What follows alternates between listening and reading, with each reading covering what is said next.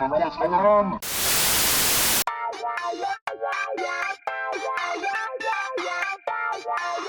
Retro gaming is a huge, overstuffed market, almost as overstuffed as AAA gaming itself, and you've probably seen one of the more recent entries into that market, Arcade 1-Up's arcade cabinet reproductions. They've released reproductions of a ton of classic arcade games, from Pong to Pac-Man to Ms. Pac-Man, Burger Time, Killer Instinct, and I've even seen an ad for a Dragon's Lair one now. But the one that we're looking at right now is the Mortal Kombat machine, because it's the only one that I actually have personal experience with. So how do they compare with the original arcade machines? Do they compare with the original arcade machines? Arcade 1-Up's machines come as kits, and they're pretty easy to put together. I mean, if I can do it, anyone can. But, and I don't know how easy it is to tell, they're pretty short. Even for a not overly tall guy like myself, the only comfortable way to play is sitting, so not exactly an authentic arcade experience. Having said that, I should point out that Arcade 1-Up does make risers with some nice graphics and artwork, and they do bring the height up enough to play standing up, but of course that's, another expense.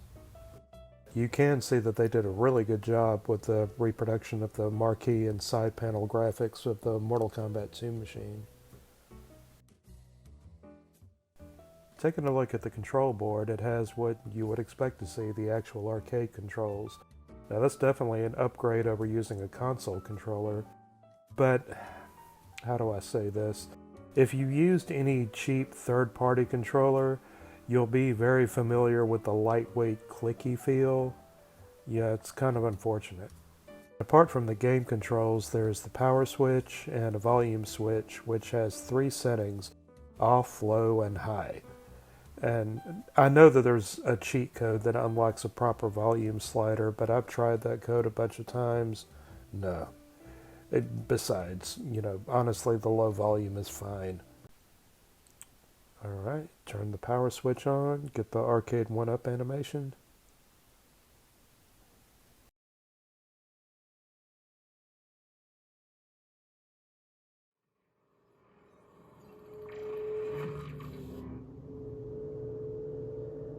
And then we go to the main menu,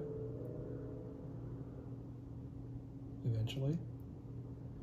Then just pick your game, press the high punch button, and then press the Player 1 Start button. There you go.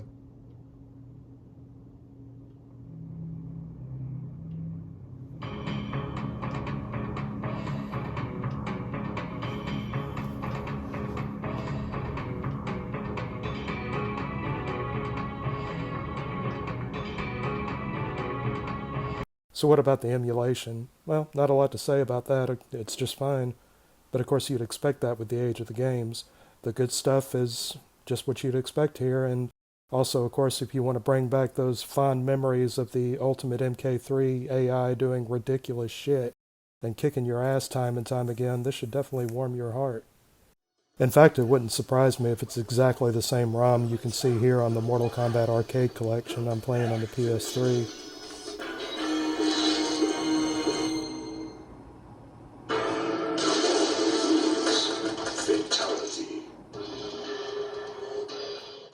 So overall, it's a good conversation piece if you're the kind of person who has conversations with people. And they're fun to play occasionally, but these machines are also way more expensive than they should be. Now, there are kits out there to allow you to upgrade them into something that's much closer to a real arcade machine. But again, if you're going to sink that much money into it, you have to wonder if maybe you should just shop around for the original real arcade machine. Now, I've seen some videos where people turn their Arcade 1-Up machines into arcade emulators, and if you have the know-how for that, that sounds like a great way to go. Anyway, thanks for watching. See you later.